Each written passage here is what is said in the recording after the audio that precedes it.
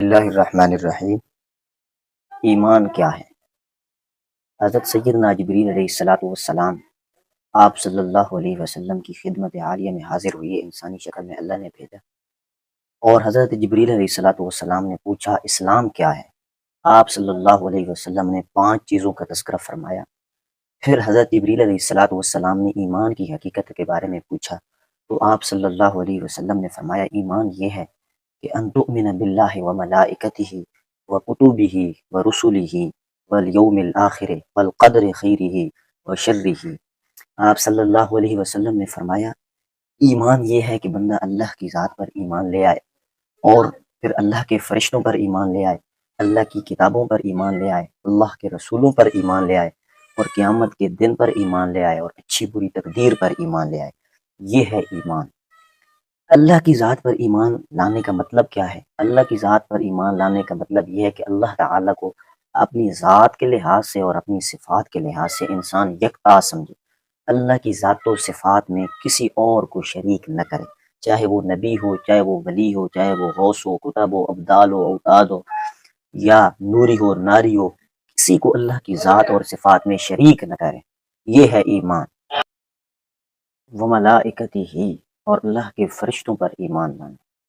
اللہ کے فرشتوں پر ایمان لانے کا مطلب یہ ہے کہ اللہ کے فرشتے اللہ کی نورانی مخلوق ہیں، وہ اللہ کے حکم کے مطابق چلتے ہیں، اللہ کے حکم سے روگردانی نہیں کرتے۔ ابھی تو اللہ نے فرمایا فالمدبرات امرا، کہیں اللہ پاک نے فرمایا وما نتنزل الا بامر ربک، فرشتے تو اللہ کے حکم سے اترتے ہیں، اللہ کے حکم کے علاوہ فرشتے زمین پر نہیں اترتے۔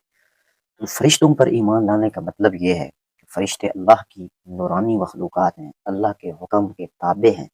یہ ہے فرشتوں پر ایمان لانے کا مطلب۔ پھر ہے اللہ کے رسولوں پر ایمان لانا، کیونکہ اللہ کے جو رسول ہیں وہ اللہ کے چنندہ بندے ہیں، اللہ نے ان کو امت کی، انسانیت کی رشد اور ہدایت کا ذریعہ بنا کر بھیجا ہے۔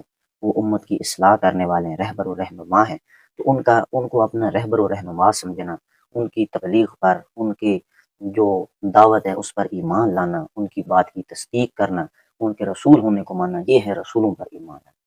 اور اللہ کی کتابوں پر ایمان لانے کا مطلب اللہ نے بہت ساری کتابیں نازل فرمائیں، جن میں 4 بڑی بڑی کتابیں ہیں، تورات، زبور، انجیل، قرآن مجید۔ تو ان کتابوں پر ایمان بھی لانا، اور آخری کتاب قرآن مقدس جو آپ صلی اللہ علیہ وسلم پر نازل ہوئی ہے اس پر ایمان بھی لانا اور اس پر عمل بھی کرنا، تو یہ ہے اللہ کی کتابوں پر ایمان لانا۔ یعنی اللہ نے جتنے بھی حکم دیے ان کو مان لینا، اور جن سے اللہ نے روک دیا ان سے رک جانا، یہ ہے اللہ کی کتابوں پر ایمان لانے کا مطلب۔ اور قیامت کے دن پر ایمان لانے کا مطلب یہ ہے کہ قیامت سے پہلے آدمی قیامت کی تیاری کرے، جو چیزیں اللہ نے حلال کی ان کو اپنائے، جو حرام کی ان کو چھوڑ دے، جن کے کرنے کا حکم دیا ان کو کرے، جن سے منع کر دیا ان سے رک جائے۔ جو بندہ جس چیز کا اللہ نے حکم دیا وہ کام کرے گا، جس سے رک جائے گا، تو اس کا ایمان ہے قیامت پر کہ ایک دن میں نے اللہ کے دربار میں پیش ہونا ہے، مجھے ایک ایک پل کا حساب دینا ہوگا۔ فَمَن يَعْمَلْ مِثْقَالَ ذَرَّةٍ خَيْرًا يَرَهُ وَمَن يَعْمَلْ مِثْقَالَ ذَرَّةٍ شَرًّا يَرَهُ۔ جو بندہ چھوٹا سا نیکی کا عمل کرے گا اس کو قیامت والے دن دیکھے گا، جو بندہ چھوٹا سا برائی کا عمل کرے گا نا تو قیامت والے دن اس کو دیکھے گا۔ یہ ہے قیامت پر ایمان لانے کا مطلب۔ اور اچھی اور بری تقدیر پر ایمان لانا، یہ ہے ایمان کی حقیقت، کہ اچھی تقدیر بھی اللہ کی طرف سے لکھی جا چکی ہے، اور بری تقدیر بھی اللہ کی طرف سے لکھی جا چکی ہے۔ وہ ہونے جو لکھت ہو چکی ہے، اس کے علاوہ اور کچھ نہیں ہو سکتا۔ یہ ہے ایمان کا مطلب۔ وما علینا الا